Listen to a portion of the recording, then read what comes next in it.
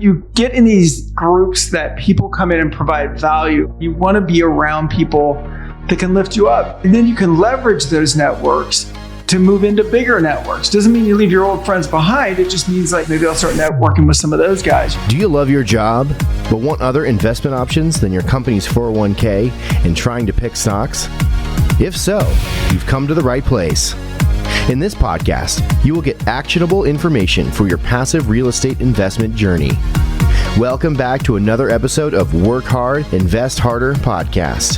Here's your host, Justin Dixon. Hey everybody, welcome back to another episode of the Work Hard, Invest Harder podcast. We've got a little bit of a different guest on today. We've got Ken Eslick. He is a Tony Robbins coach. He's in the recruiting business, which I know really well with my recruiting background. But we dig deep into the mindset shift that sometimes needs to happen when you're thinking about going down a different path, whether it's starting a business, investing in another asset class outside of your company 401k or the stock market, and you want to diverge from the normal, if you will. So we dig into coaching and masterminds and just the mindset shift that happens when you start to go down a little bit of a different path. It's super interesting. I think you'll get a lot out of it. So let's get Ken on the pod. All right, Ken, man. Hey, good to have you on the podcast. Happy to have you here.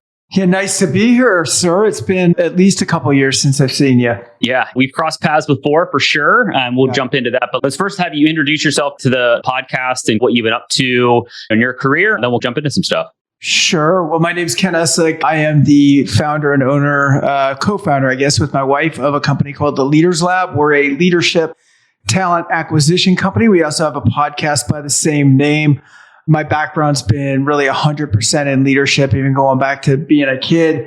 Went in the military after high school, had entrepreneurial instincts along with a lack of education, which is a good combination to say, I guess you better be working for yourself because no one's going to pay you. So right. Started a first aid and safety supply company back in my 20s, sold that to a Fortune 500 company, went to work for them for about 14 years. And then the last decade or so, I've focused mainly on talent acquisition, coaching, development. I'm a trainer for Tony Robbins. You and I met when I was a chief operating officer for a mastermind called M1. I'm a 7-figure coach for another mastermind out in the UK. So I get pretty involved in personal development, training, coaching, that kind of thing, both as a personal investment, but also as a way to contribute and give back. It's definitely a big part of what I do. Yeah, no, and our paths are similar in the sense that we both are in the recruiting business and have been for a bit. So I'm curious, and just to dive into that a little bit, how long have you been doing the recruiting side? And obviously we connected during COVID, I think it was. So catch me up on what's been going on. I think you changed the business name. So talk about that a little bit. Well, I've been doing recruiting for about 11 years, but when I got into it honestly, it's just a bit of a job. I mean, I think there's businesses that you can start and they just become jobs, and meaning very low growth, not super exciting, but it pays the bills, right? And I think when I left corporate America, I mentally wanted a bit of a break, and I was like, okay, I'm going to get into recruiting. But there's no such thing as really a flat business, in my opinion. I mean, maybe for a period of months it could be, but over time, it grates on you. I don't think we're designed to not grow. I mean, I think we're designed as human beings to grow and to contribute. And so what ends up happening is those things that started as, let me take it easy, end up being the thing that sucks the life out of you because there's no passion behind it. When COVID hit, and I hate to be too cliche here, but a lot of people called it the Great Reset or whatever. I mean, it truly was that way for me because it was like, well, recruiting dried up. Yeah. It's funny when people say, well, my business got hurt. I'm like, our business stopped, man. Like it just, I don't know if the positions you recruited for did, but we went from having like 50 open jobs to literally 0 overnight. Yeah, I literally started, I've been in corporate recruiting up until that point, up until January 2020. And I quit a very cushy 6-figure job to start my own recruiting business in January of 2020. So I went from having like a handful of recs and feeling really good. And then COVID really slammed the door on a lot of things. And talk about the Great Reset. Even though I literally had just started the business, it was an opportunity for me to focus on things that I wanted to do, the clients that I wanted to work with, but also to get into real estate. And that's why this podcast started recently. And I've gotten into real estate stuff. But going back to the recruiting, yeah, it was definitely an oh crap moment where I started a business, and luckily recruiting is a low barrier to entry business, meaning there's not a lot of upfront capital. You just need a laptop and a LLC and you're good to go. So luckily I didn't have a lot of capital outlay to figure out. But yeah, it's been a good ride so far, but it is one of those things where it does ebb and flow, right? There's times where there's abundance. We're recording this in early June of 2023, and we're still in this high interest rate, recessionary fear environment. Some of my clients are hiring like gangbusters. Others have definitely slowed down.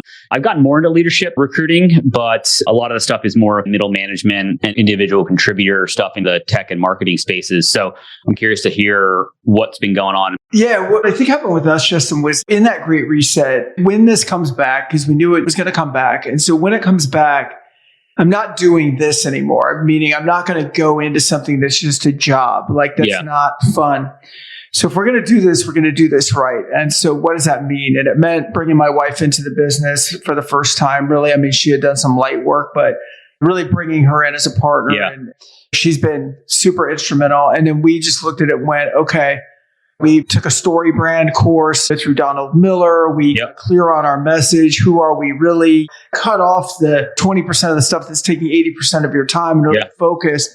And that was so helpful. And we changed the name and we rebranded. We came out the Leaders Lab and the timing was great. The economy started coming back. I think now what we're seeing is, it's funny. I mean, if you talk to someone in tech and you try to tell them there's maybe not a recession going on, they're going to want to cut your throat, right? Yep.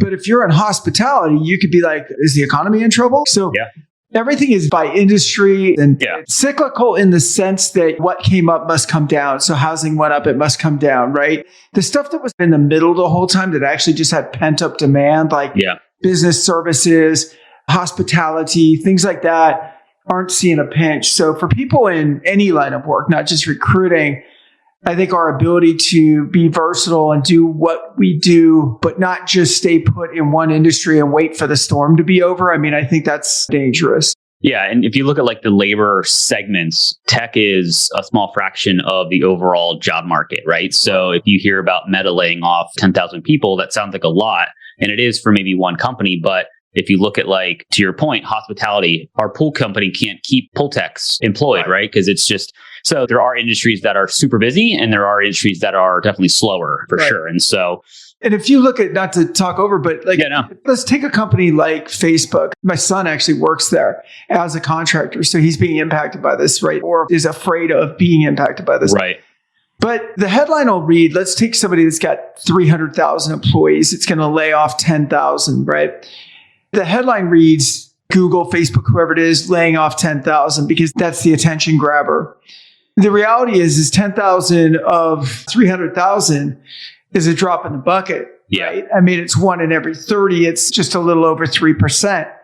So like another headline could be, despite economic downturn, Google retains 96.5% of its bloated workforce because they wouldn't stop giving out job offers during COVID. So the fact that they only have to reduce by 5%, 10%, it's surprising. I mean, they were just throwing money at people to come to work. They had people coming to work doing nothing, sitting on the sidelines just so their competitors couldn't take them. So so pretty crazy stuff. But what we're seeing now is, I mean, listen, the economy is like people. It's emotional and it whiplashes.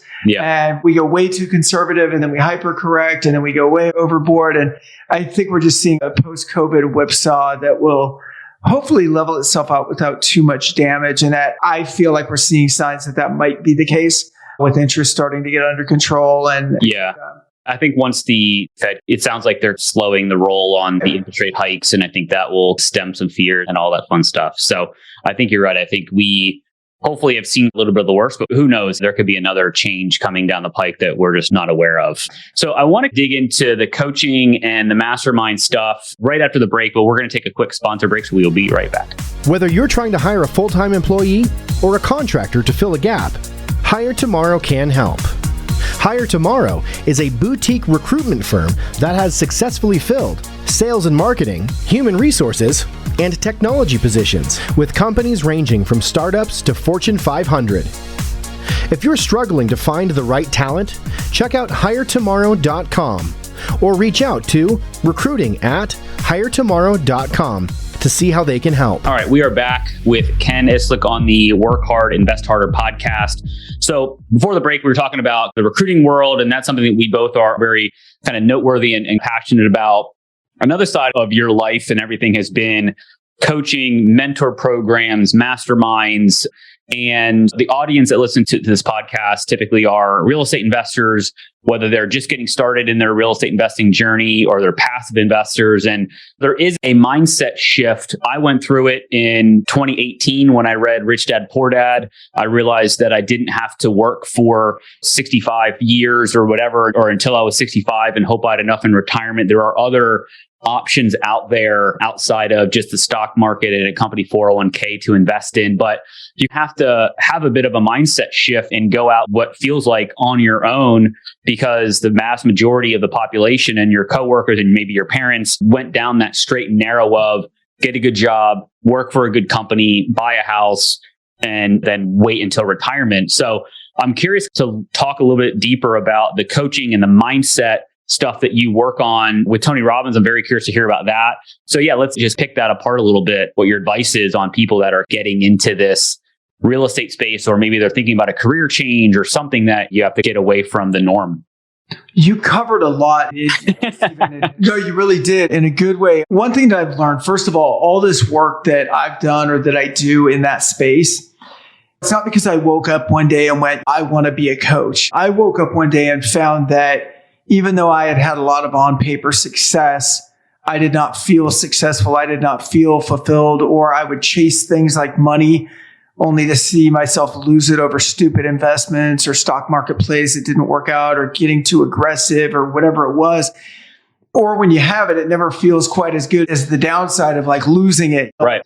Which is all like money personality type stuff. And so maybe we'll spend some time there. But yeah, I can tell you all this stuff that I've done with Tony and with Rock Thomas and anybody else that I've worked with.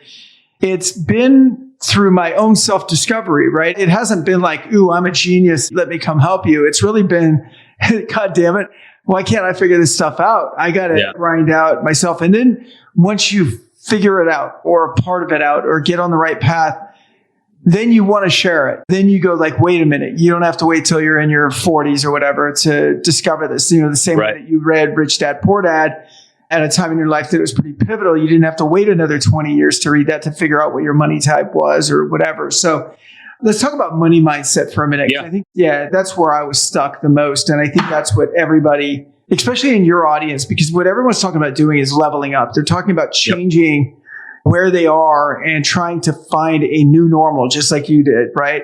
And that takes a deliberate mindset shift. And here's what I mean by that is we all run on a thermostat the same way our house does. We have a heater that kicks on when it gets too cold. And in the analogy that I'm giving, that would be like money in the bank's getting low. I better get my ass to work. Or we better be conservative and cut expenses if I don't have another way of bringing money in. Yeah. But we also shut it down when it gets too hot. I mean, you know, that you see people do it all the time. How many times have we heard about lottery winners losing the money that they won within months or even a few short years after winning millions? I mean, they could be making like 40 grand a year and then they lose millions in like 3 years. You're like, how did you do that? And they did it because they will literally light their money on fire. I mean, not literally, yes, but they will just blow it on stupid things and not even thinking about it. And then they wake up and like, oh crap, I don't have any. It's all gone. And the reason it's all gone is because their brain never felt like they deserved it in the first place. They never changed the thermostat. So the brain was like, whatever I got to do to get rid of this, to get us back into the comfort zone, let's get back in the comfort zone. And I don't know if anyone listening can relate, but have you ever felt out of the comfort zone because something was going so well? Yeah. Yeah. Like, it's the fear of success because you're like, well, wait, do I deserve this or am I prepared for the next level? And I'll share just a small example, but like when I first got into my own recruiting business, like obviously I got hit with COVID, which yes, it was scary. Luckily I had Allison, my wife, which was a partner in everything and she had a steady W-2, but Then I started making good money, a lot more money than I ever expected. And it was like, I had to check myself like, wait, is this right? It feels weird to have this excess that I can then go invest in real estate. And that was the purpose, was to obviously take the money that I'm making in recruiting, put it in another vehicle that's going to hopefully bring me back some passive income so that I don't have to work for the rest of my life unless I want to. But it was like a little bit of like imposter syndrome. I used to always say, like, I grew up very humbly and maybe I shouldn't deserve to be making the money that I'm making, but you need to get out of that comfort zone, right? And maybe talk more about that self-sabotage that some people go through to get back to that comfort zone, kind of that normal. I think the first part of it sounds a little cliche, but is the recognition that, like, gosh, I'm acting a certain way. Like, I have these triggers around money. And I think if you know that you have them, then there's a number of resources you can choose to look at. But our beliefs are etched into our minds like grooves in a record player. They play over and over and over again, and they have for years and years and years. So when you say things like my humble upbringings or the way that my parents, that's a story. And I'm not saying it's wrong. I'm just saying that that's the narrative that you've been telling yourself for a very long time. And so the longer we tell ourselves that, the more entrenched those grooves get, right? And at a certain point, if we turn the lights on, and people listening to this are turning the lights on, you've turned the lights on, but if you turn the lights on, it doesn't mean just by turning them off, it goes away. It just means like, oh, a lot of the stuff I do is on autopilot. A lot of the way that I feel and behave and everything else is due to things that happened before that I created a story around. So I guess we're going to try to talk about a lot of stuff in a really short period of time, but it's just unpacking it. It's starting to question the story. Like, one of my stories was, we didn't come from money. Everybody, when I started earning money, everybody in my family was like, oh my God, like, whoa, you better hold on to that. Right. Nobody in our family makes that kind of money. Almost like the people giving me the money were wasting the money, right? Got it. And so I'd start to believe it, kind of, right? I'd start going, yeah. Or if anything bad happened, like if I lost 5% in the stock market, I'd be like, see, dummy, like you weren't destined for it. So then I figured out that I could make money. I knew that I could make money. So then I changed the story to still accommodate the old one, which is, well, you can make it, but you can't hold on to it. And so I would invest like an asshole. Like I would make 80% a year on the stock market, but leave it all out there to ride and sometimes put some of it on margin. You know what I mean? Like you're just eventually going to lose, but your brain will sabotage you unless you start to acknowledge it and dance with it and figure out what it's trying to do. And then you can change the story. You really, really can. It takes some work, but you can change it. And I think when you're young, you can change it pretty quickly. I think when you're older, you've got deeper grooves and you got to do a little more work. Yeah. Once you get to a certain age, obviously you're more ingrained, but you also have other responsibilities, right? So you've got these other people or things that you have, that family, career status, whatever it is. And if you start to deviate away from that, it's harder to change your story, right? It's harder to say, hey, family, I'm going to take a risk and start a business, or I'm going to take a risk and instead of investing in what seems to be the best thing in the company 401k or the stock market, I'm going to put it in real estate. I'm going to put it in crypto or whatever you want to put it in. And so you've got to acknowledge that, like, okay, you're making this deliberate shift and you've got to be comfortable with that movement. What's really interesting in what you guys do is if you have a spouse or a significant other, you're also dealing with their money baggage or money types or money stories or whatever. Yeah. So you might come to terms with your own thing, right? You might go, okay, I'm going to leave all the baggage. And I don't deserve to be poor and I'm cool with the next level and all of that. And then you go home and go, honey, guess what? I'm dumping $100,000 into so many door building, and all of a sudden they tense up. Yep. And now there's a whole nother thing to unravel. And if you're in a marriage, that really is a partnership when it comes to investing. And so if you're not dealing with it now, you'll be dealing with either each other's money mindset, or you'll be dealing with living by yourself probably at some point. Yeah. So when I read Rich Dad Poor Dad, it was a light bulb, right? I was walking to work one day to my W-2 and I finished reading the book and I was like, holy crap, I need to be doing things differently. I need to be investing my money differently, my time differently, because I was a saver and I always saved money. And that was just my story, right? Part of my story.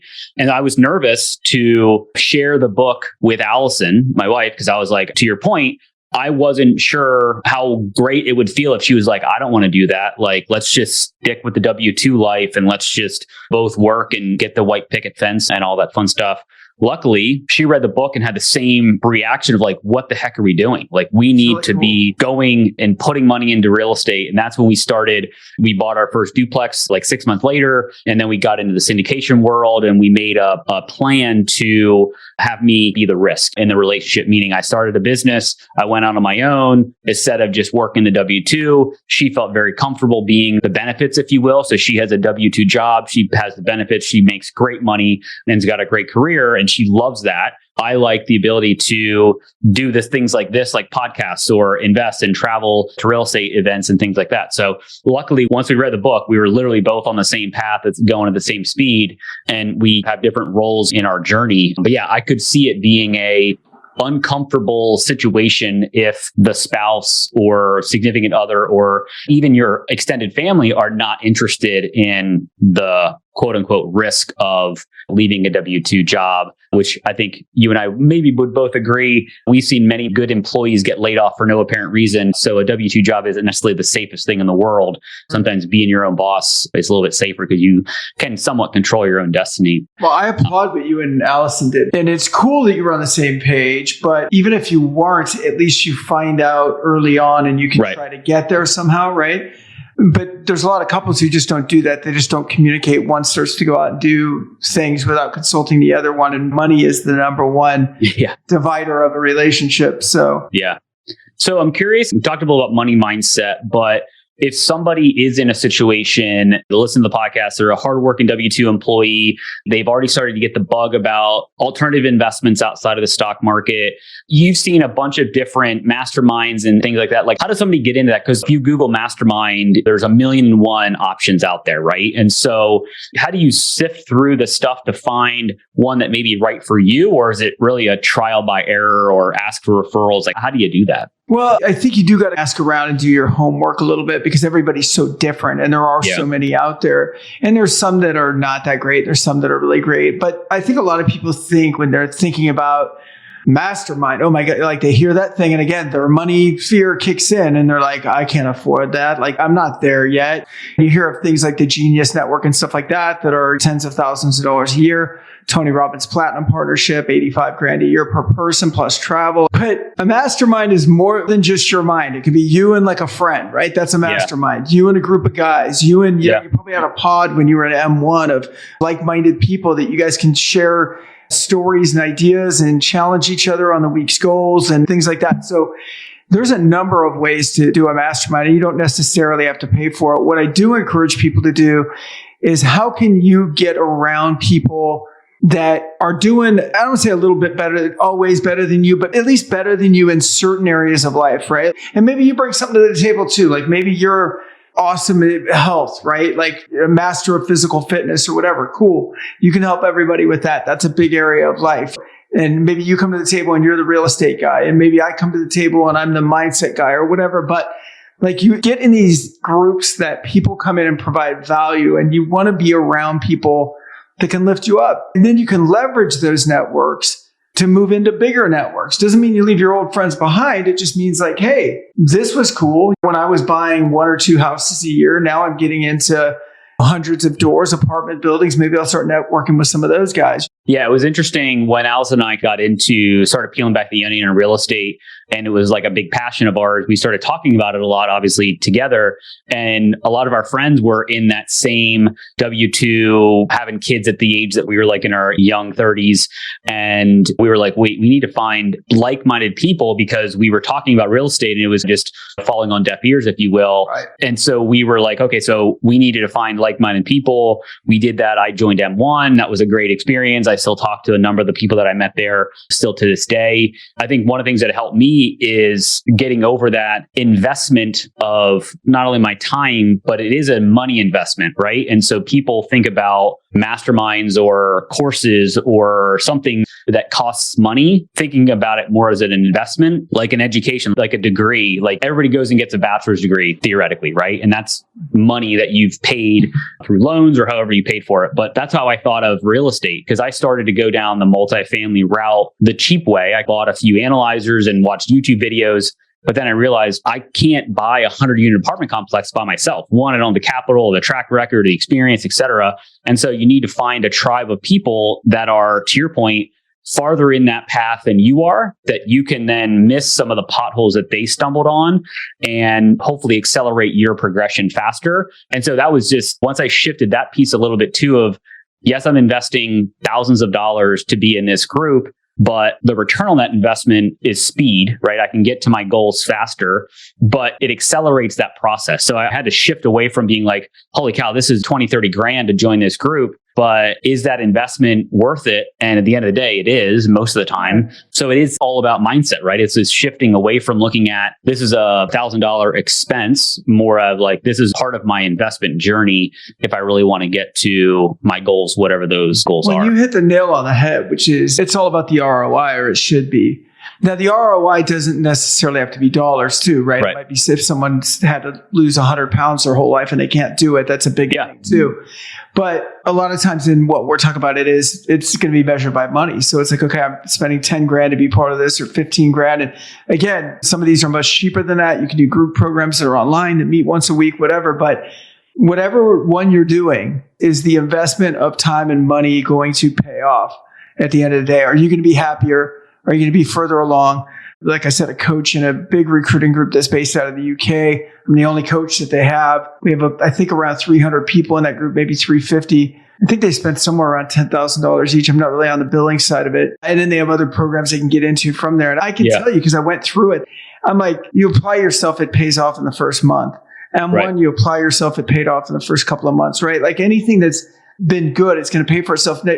Someone might go, well, Tony Robbins Platinum, 85 grand, that's going to pay for itself in the first month. I'm like, I don't know if it'll pay for itself in the first month, but if you don't feel like you could make that back in the relationships that you're going to form, being surrounded by hundreds of people that have that capital, then you probably shouldn't do it. Or if it's going to be cutting it too thin, then wait till you're there. Maybe that's the right room. It's just not the right room yet for you. Yeah. Maybe you got to go to the first room first, right? You've got to get to the first room and say, cool, I'm comfortable here. That room may be 2 rooms away, right? And you say, okay, to your point, maybe I'll save up money and then I'll invest it in a year or so, or whatever that looks like.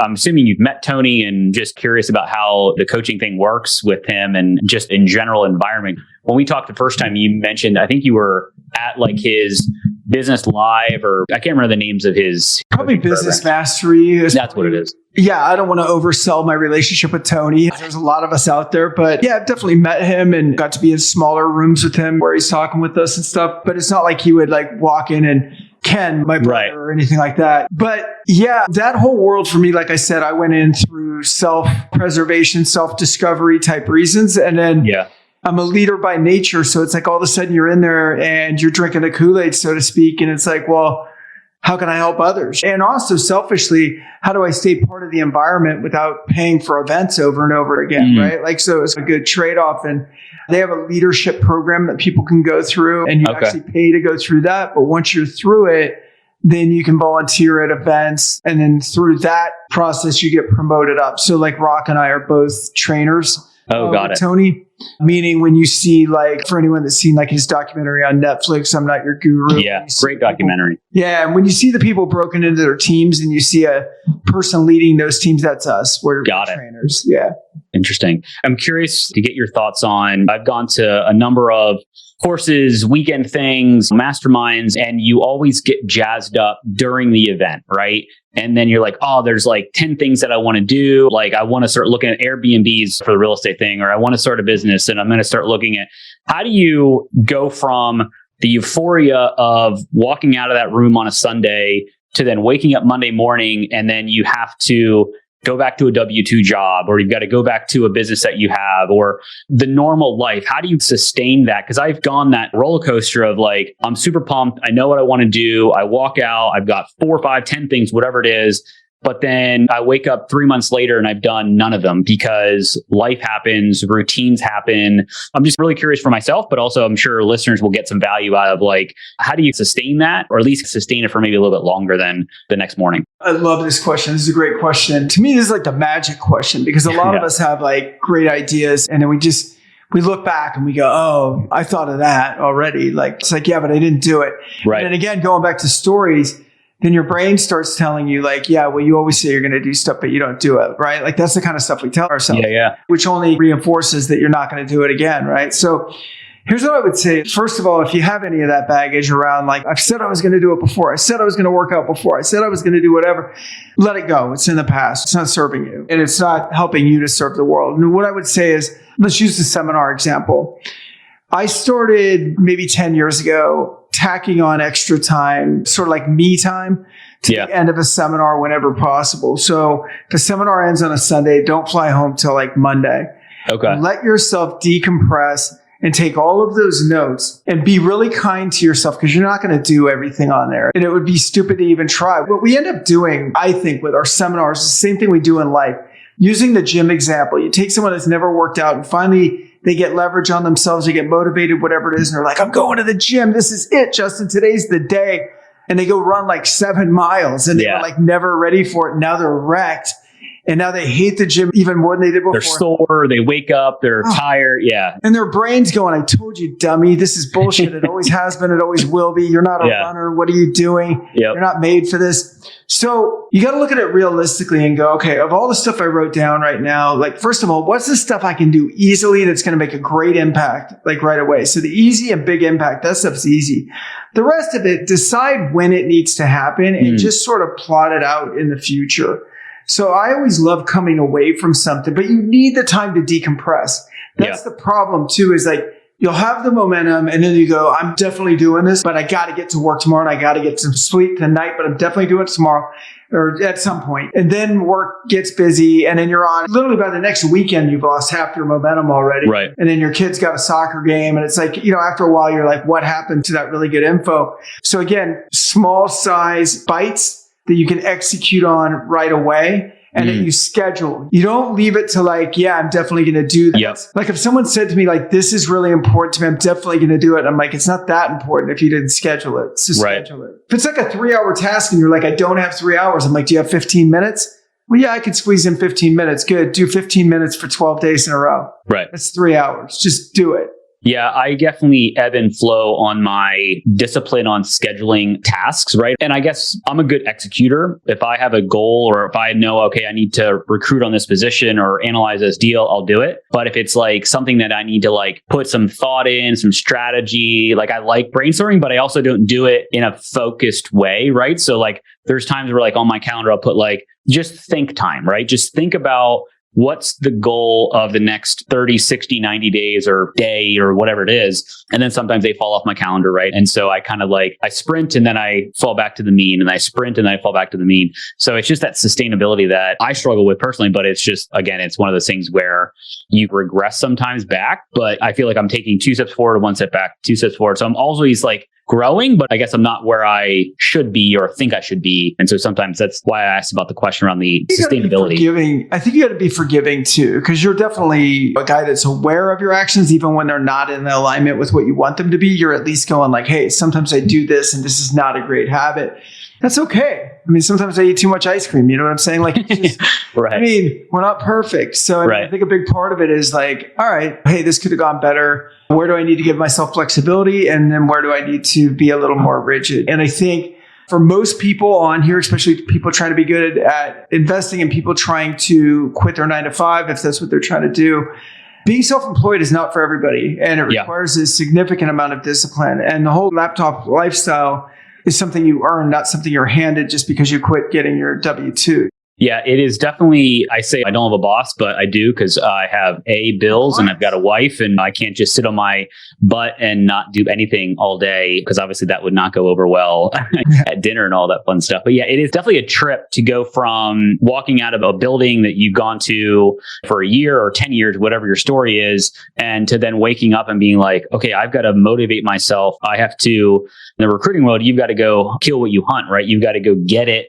Get the business, fill the positions, and then get paid. And again, it's not for everybody. And it's not a 9 to 5. It can be a 24/7, right? If you let it. So it's just all about balance. If somebody wants to connect with you to learn, maybe they've got questions, right? About, hey, I thought about Tony Robbins or I thought about a mastermind, and maybe they want to just pick your brain. If you're open to that, obviously, what's the best way for somebody to just connect with you directly? And obviously we'll put some stuff in the show notes, but if there's a way Because of the recruiting business, I sort of live on LinkedIn and I check everything else sporadically, but like either me or somebody that works for me is in my LinkedIn like every single day. So that's the best place. Just reach out to me there. Happy to answer any questions. Not selling anything. Like there's no course for me to, you're going to sign up for or anything like that. Yeah. But yeah, if you have a question around personal development, anything like that, feel free to drop me a line there. Happy to answer you. Yeah. So I have a 3-pack of questions that I ask every guest. The 2 of them are real estate related, so I'm going to tweak them just slightly. So I guess the first question is, what's one piece of advice that you learned? Typically, I ask it about how you got started in your real estate journey, but maybe it's what's one of the best pieces of advice you picked up in your like mastermind coaching sphere that you either regurgitate to people or you have as a mantra that you just talk about? I was just thinking of one mantra or saying that pertained to the last thing that we were talking about. It was never leave the scene of a decision without taking action. I love that. And that's what happens when we let ourselves down at those seminars. It's like when I was in that chair, I decided that I was going to do X, Y, and Z, and then I didn't take action, right? Wait, say that one more time. I want to jot it down. Never leave the scene of a decision without taking action. An example of that would be if you're like, this is it. I've had it. Today's the day that I'm going to lose the excess weight. Well, right there, like while you're at the seminar, the next break, like go sign up for the gym. Yeah. Buy a pair of running shoes, like do something to put it in motion so that we don't get back. And like we were saying before, get complacent and get lazy and put too much distance. Because a lot of times, here's what happens when, not to go off on a tangent, but when you're at those seminars, when you get fired up, here's why you get fired up. I mean, yeah, there's some pretty good speakers and everything, but you know what they're good at doing? They're good at connecting with the real you. Like we're all built for growth and contribution, and we're all built generally for more than what we're doing. There's always more to us. And they know how to speak to that side. So they're sort of talking to the real you. It's not that you just got jacked up and sold a bunch of crap. It's actually that they were talking to the real you, but then you let the day-to-day you, your story, you let your environment, you let the people around you and all of that take back over. The longer you get back home and you go back to the normal and you don't take action, the further you are from the real you. Good news is the real you is still in there. You just got to wake him up all the time, right? You just got to keep engaging and keep feeding him. And you do that by taking action on the things that are going to light up your soul, not just on the stuff that you think you have to do. Yeah. Working out is part of my story, and training for triathlons and all these stupid things that I signed up for. But every morning my alarm goes off at 5 and the fat kid, he is like, just snooze, just sit there. It's warm, it's comfortable, blah, blah, blah. And then you've got to really get yourself going. Like some people are just super motivated in the morning and some people aren't. And even though I've been doing this for years, getting up in the morning and working out, it's still not like the simplest thing in the world. All right. What's your favorite business book that you're into right now? I don't know if it's a business book. It's a mindset book. I was going to say it could be mindset or anything like that. Yeah. Yeah. I mean, I read it 3 years ago and it's not a big secret, but I'm just like rereading it right now, which is David Goggins, just huge in like 2019 or 2020. Yeah. Have you read his new one? No. And the reason I was rereading Can't Hurt Me is because the publisher of that book is coming on my podcast. And so I wanted to get reoriented with it, but I haven't read his new book. Have you? I got it on Audible and I've started to listen to it, but then I got sidetracked with a lot of other things. But Allison listened to it and said it's just as good, if not better, than Can't Hurt Me. And so, yeah, David Goggins, if I'm going for a really long run, I'll tend to listen to his books because it just makes you motivated like nobody's business. So this will be an interesting question. And again, most of the people that are on here are deep into real estate, but if you hit your financial freedom number, meaning you could live an amazing life off of passive income. So let's say you have businesses that you own or real estate or whatever, what would you do and why? This is going to sound like maybe a little bit like bullshit, but I guess I'm probably already maybe close to that number already or maybe over it. But yeah, nothing for me would change versus what I'm doing right now. Like everything that I don't want to do, I find ways to delegate it already. I don't believe in retirement. I do not like that word at all. I do believe in financial freedom. I do believe in getting to make choices about where I have to be or don't have to be. And so I believe in freedom a lot. Yeah. But I don't believe in crossing some imaginary finish line. I think there's just too many examples in our society. I'm looking at my father and my wife's father and those generations, you know, the baby boomers, where I'm like, that was not a great way to live. Like work your ass off for 45, 50 years and then sort of die. Like you're just going to fade off into the sunset. And there's other new ways of thinking when you're getting around people like we have in these masterminds and you're going, well, wait a minute, I've ran marathons with 85-year-olds. I'm around guys like Peter Diamandis who's saying that people on this planet right now, there's people that are going to live to 150. And I'm sort of going like, well, if someone's going to do that, maybe I'll be one of those people instead. And so, and I don't think that happens by cashing in your chips at 65. Like that doesn't even make sense. At some point, 65 is going to be middle age. You know what I mean? So yeah. Well, I mean, they're constantly raising the retirement age, right? And Social Security, who the hell knows if it's going to be there when we're old and retired, if you will. And so I definitely am more in the mindset of, to your point, once I get to that number, it's like, I'm only going to do the things that I want to do, right? And that may be running more marathons, running ultra marathons, doing triathlons, and maybe starting another business, right? But it's something that I choose to do, not have to do. Right. And yeah, again, it's that mindset shift that Allison and I went through. It's just like, sometimes when I see people and I'm like, I just want to shake them a little bit like, hey, there's different ways to think about it. Everybody's got to go down their own journey, and they may read Rich Dad Poor Dad and they don't get the light bulb, and other people read other books and the light bulb goes off, right? So it's a different stroke for different folks. There's also something about like, look, running a business and providing jobs and being a leader and all of these things that make your life fulfilled. Now, if it starts becoming like that makes your life a grind because, you're working 12 hours a day, that's a different story. But if it's like, look, you get to pick your spots, you've got your company to this point, and those things still fill you up, then to me, by all means, do it. And if you're in a business that's not, sell it and find one that does. That's right. I don't see myself ever sitting on the couch doing nothing. Like that's not in the cards for me. Yeah.